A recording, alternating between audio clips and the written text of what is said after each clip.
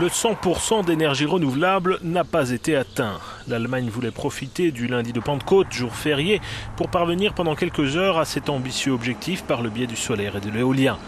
La production d'énergie solaire a dépassé 20 000 MW, mais le vent, lui, n'était pas au rendez-vous.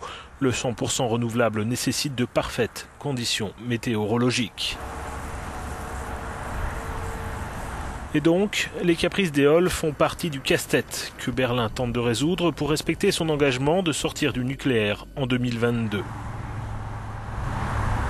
Ce mardi matin, le responsable des réseaux électriques allemands a rappelé à la chancelière Angela Merkel que les travaux d'expansion du réseau sont beaucoup trop lents pour permettre de l'adapter à un recours accru aux énergies renouvelables.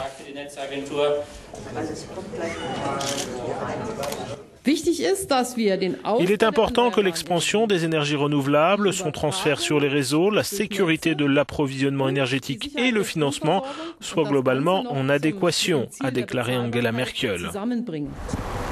Reste que d'ici 10 ans, Berlin devra investir plus de 30 milliards d'euros pour élargir et moderniser le réseau électrique afin qu'il puisse acheminer davantage d'énergie verte au détriment du nucléaire et du charbon.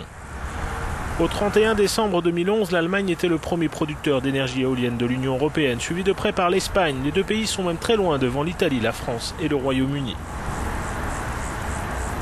L'Allemagne, comme les autres États membres, s'est engagée sur le paquet Climat 2020. L'un de ses objectifs est d'atteindre 20% d'énergie renouvelable dans la consommation totale d'énergie des 27. Chaque pays s'est fixé un chiffre à atteindre. Et là, 4 pays, la Suède en tête, suivi de la Finlande, la Lettonie et l'Autriche, font bien mieux que l'Allemagne.